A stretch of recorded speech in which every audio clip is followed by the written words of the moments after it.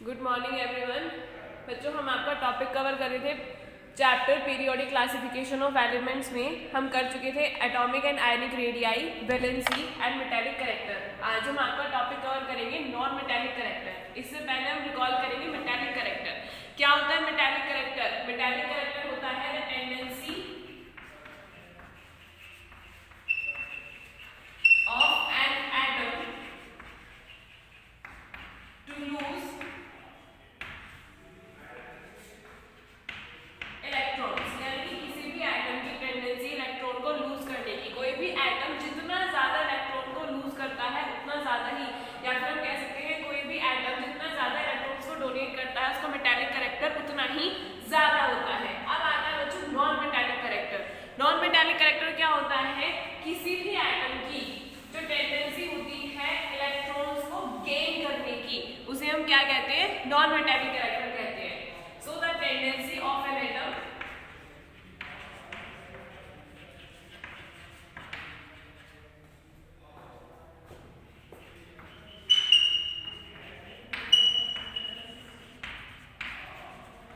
to gain the electrons is called its non-metallic character. Atom की जो tendency होती है इलेक्ट्रॉन्स को गेन करने की, वो जो होता है उसका नॉन मेटालिक कैरेक्टर। आपको पता है पीरियोडिक टेबल में जब भी आप लेफ्ट टू राइट मूव करते हैं, पीरियोडिक टेबल में जब आप लेफ्ट टू राइट मूव करेंगे तो जितने भी एटम्स होते हैं उनकी जो टेंडेंसी होती है इलेक्ट्रॉन्स को गेन करने की, वो क्या होती है? बढ़ती चली जाती है। किस वजह से? बच्चों, आपको क्लास में भी बताया था कि जैसे जैसे आप पीरियोडिक टेबल में लेफ्ट टू राइट मूव करते हैं एटम्स का साइज क्या होता चला जाता है? छोटा होता चला जाता है और न्यूक्लियस पे चार्ज, न्यूक्लियर चार्ज बढ़ता जाता है। सो एटम्स का साइज छोटा होने की वजह से और न्यूक्लियर चार्ज बढ़ने की वजह से जो इलेक्ट्रॉन्स, जो एटम जो इलेक्ट्रॉन्स को गेन करता है वो उसे अपनी तरफ काफी स्ट्रांगली, जो फोर्स ऑफ अट्रैक्शन होता है वो क्या होता है? न्यूक्लियस और आउटरमोस्ट शेल के इलेक्ट्रॉन्स के बीच काफी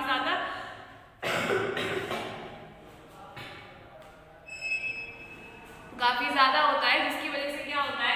न्यूक्लियस जो आउटर शेल के इलेक्ट्रॉन्स होते हैं उनको अपनी तरफ काफी टाइटली हेल्ड करके रखता है, जिसकी वजह से जो आउटर शेल के जो इलेक्ट्रॉन्स होते हैं वो न्यूक्लियस की तरफ काफी स्ट्रांगली अट्रैक्टेड होते हैं और उनको निकालने के लिए काफी ज्यादा एनर्जी देनी पड़ती है, जिसकी वजह से क्या होता है बच्चों? एटम्स का जो नॉन मेटालिक कैरेक्टर होता है वो क्या होता है? बहुत ज्यादा होता है। तो जो एटम्स की टेंडेंसी होती है इलेक्ट्रॉन को गेन करने की, वो जितने ज्यादा इलेक्ट्रॉन्स को गेन करेगा यानी कि उसका नॉन मेटालिक कैरेक्टर क्या होगा? उतना ही ज्यादा होगा। तो जो टेंडेंसी होती है एटम की to gain the electrons is called its non metallic character. तो जैसे जैसे आप, तो अब हम बच्चों पढ़ेंगे इन पीरियड्स में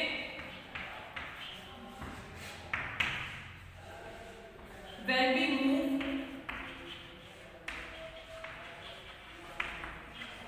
left to right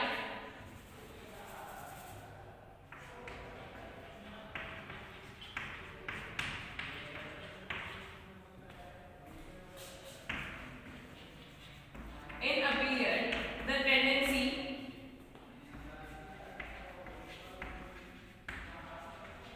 of atoms to gain the electrons increases।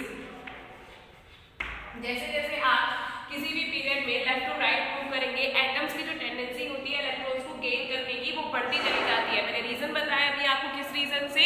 क्योंकि एटम्स का साइज क्या हो जाता है? छोटा हो जाता है, न्यूक्लियर चार्ज क्या हो जाता है? बढ़ जाता है, जिसकी वजह से जो इलेक्ट्रॉन्स आउटर मोस्ट शेल में ऐड होते हैं न्यूक्लियस का, उनकी तरफ अट्रैक्शन क्या होता है? बहुत ही ज्यादा होता है। न्यूक्लियस उनको काफी टाइटली हेल्ड करके रखता है। सो जैसे जैसे आप किसी भी पीरियड में लेफ्ट टू राइट मूव करेंगे एटम्स की जो टेंडेंसी होती है इलेक्ट्रॉन्स को गेन करने की वो क्या हो जाती है? बढ़ती जाती है। जैसे कि हम सेकंड पीरियड का एग्जांपल लेंगे।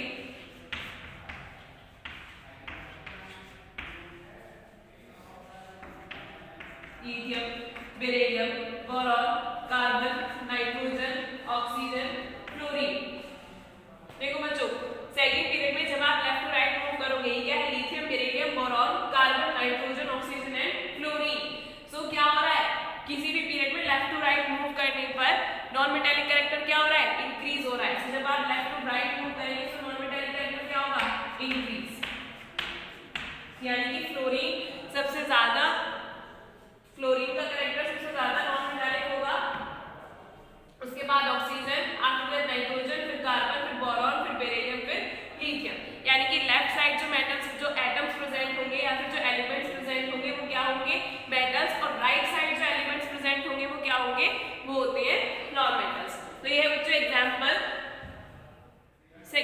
पीरियड का।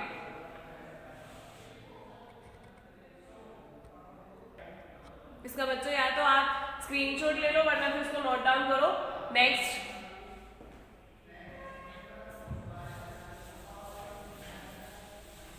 पढ़ेंगे बच्चों हम एक ग्रुप में नॉन मेटालिक कैरेक्टर। जब आप किसी भी ग्रुप में टॉप टू बॉटम मूव करते हैं तो नॉन मेटालिक कैरेक्टर इंक्रीज होता है या फिर डिक्रीज होता है। आपको पता है जब भी आप किसी ग्रुप में टॉप टू बॉटम मूव करते हैं तो न्यूक्लियस का साइज या फिर आप कह सकते हैं एटम का जो साइज होता है वो क्या होता है, बढ़ता चला जाता है, इंक्रीज होता चला जाता है। किस वजह से? क्योंकि नंबर ऑफ शेल्स बढ़ते चले जाते हैं, शेल्स ऐड होती चली जाती है, जिसकी वजह से एटम्स का साइज क्या हो जाता है, इंक्रीज हो जाता है। और न्यूक्लियस का जो अट्रैक्शन होता है आउटर मोस्ट शेल के इलेक्ट्रॉन की तरफ वो क्या हो जाता है, काफी कम हो जाता है। इसी वजह से क्या होता है, जब भी आप कोई इलेक्ट्रॉन को आउटर मोस्ट शेल में ऐड करते हो तो न्यूक्लियस का force of attraction outer shell के इलेक्ट्रॉन्स की तरफ कम होने की वजह से वो उसे उतनी टाइटली हेल्ड करके नहीं रख पाता, जिसकी वजह से क्या होता है, नॉन मेटालिक कैरेक्टर क्या होता है, डिक्रीज होता है। मेटालिक कैरेक्टर क्या होता है, इंक्रीज होता है। यानी कि एटम्स की टेंडेंसी होती है किसी भी ग्रुप में टॉप टू बॉटम मूव करने पर इलेक्ट्रॉन्स को लूज करने की, ना कि इलेक्ट्रॉन्स को हेल्ड करके रखने की। क्योंकि आपको पता है जब आप टॉप टू बॉटम मूव करोगे क्या होगा, न्यूक्लियस का अट्रैक्शन कम होगा आउटर मोस्ट शेल के इलेक्ट्रॉन्स की तरफ। अब न्यूक्लियस का अट्रैक्शन कम होगा आउटर मोस्ट शेल के इलेक्ट्रॉन्स की तरफ, तो जितने भी आप इलेक्ट्रॉन्स को ऐड करोगे वो उसे टाइटली हेल्ड करके नहीं रख पाएगा, जिसकी वजह से क्या होगा, नॉन मेटालिक कैरेक्टर डिक्रीज होगा एंड मेटालिक कैरेक्टर इंक्रीज होगा। So when we move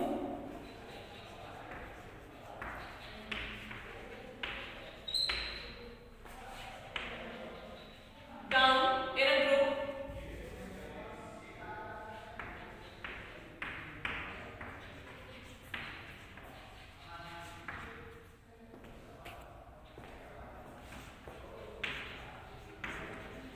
the tendency of atoms to gain electrons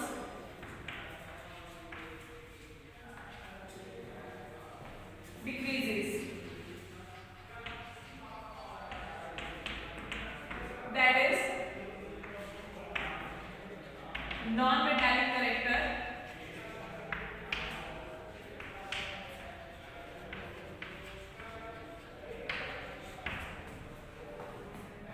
of the atoms decreases. हम हैलोजन्स का एग्जांपल लेंगे बच्चों। आप इसमें हैलोजन का भी ले सकते हैं और फर्स्ट ग्रुप एलिमेंट्स का किसी भी ग्रुप का आप इसमें एग्जांपल ले सकते हो। तो जैसे कि आप हैलोजन्स में देखो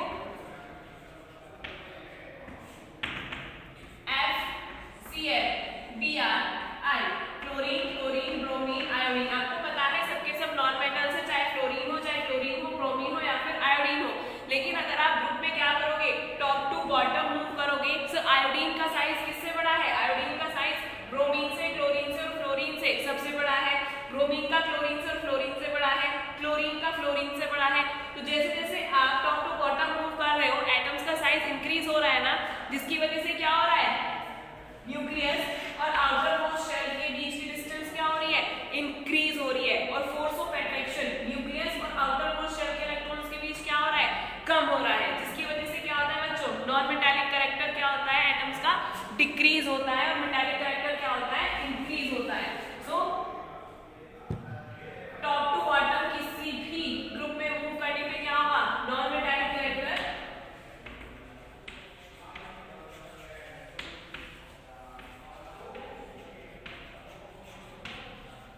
डिक्रीज होगा एंड मेटालिक कैरेक्टर इंक्रीज होगा।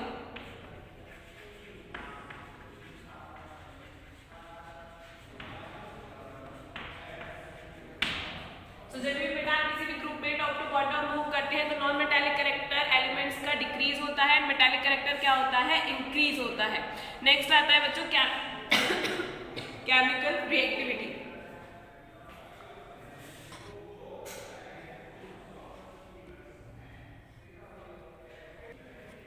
नेक्स्ट है बच्चों केमिकल रिएक्टिविटी। केमिकल रिएक्टिविटी हम दो में पढ़ेंगे, पहली मेटल्स में और दूसरी पढ़ेंगे हम नॉन मेटल्स में।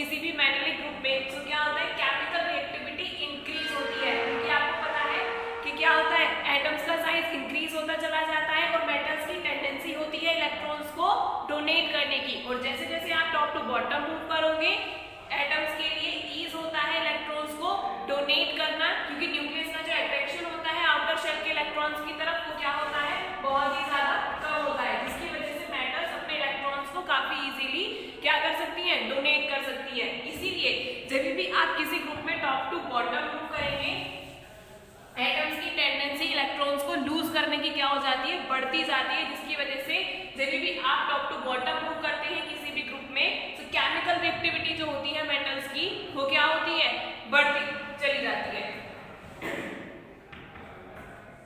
Chemical reactivity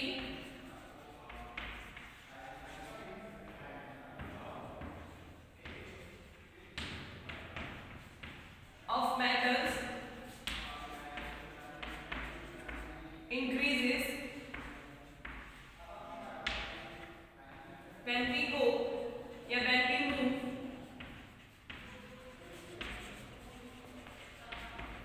down in a group,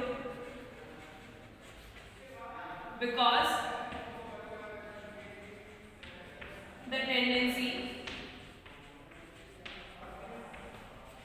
of atoms, tendency जो होती है बच्चों एटम्स की टू लूज एन इलेक्ट्रॉन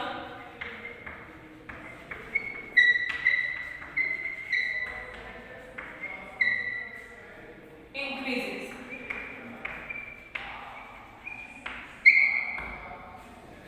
ठीक है, नेक्स्ट आता है बच्चों इन non metals.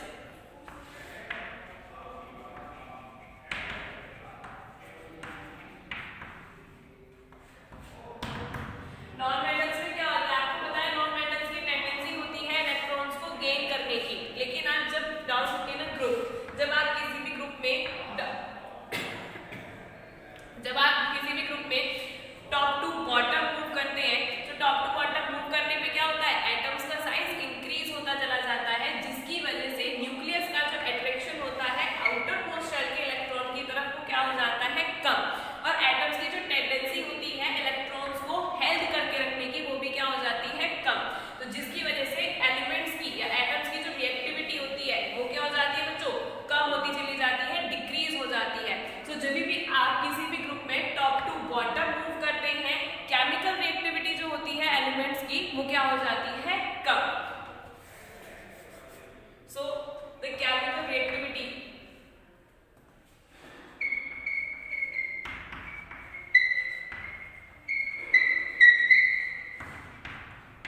of non-metals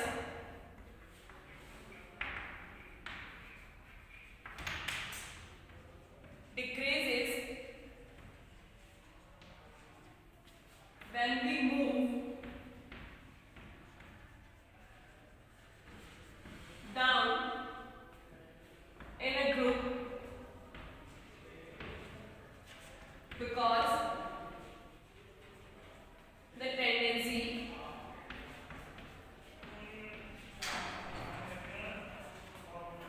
of atoms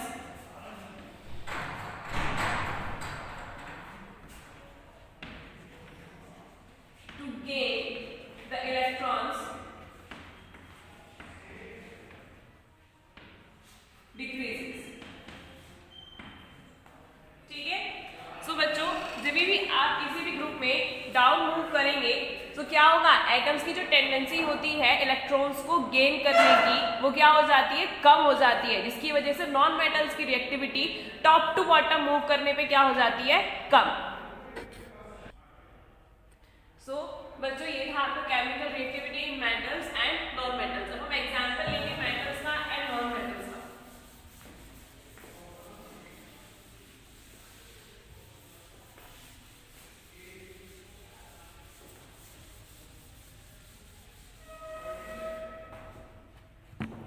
chemical reactivity in metals.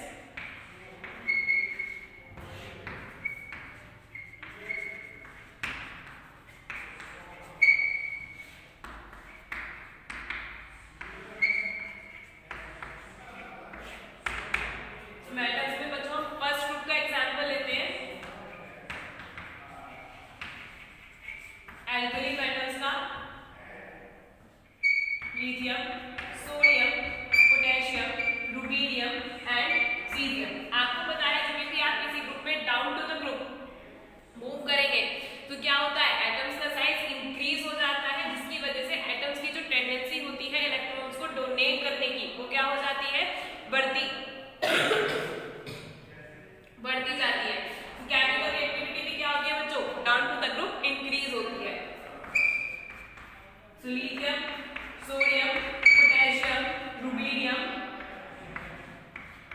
Caesium में सबसे ज्यादा केमिकल रिएक्टिव कौन होगा, सीजियम, उसके बाद रुबीडियम, फिर potassium, sodium and after that lithium. उसके बाद आता है बच्चों नॉन मेटल्स में। नॉन मेटल्स में क्या होता है, नॉन मेटल्स में हम एग्जांपल लेंगे हैलोजन्स का। अगर आप हैलोजन में देखो तो क्या होता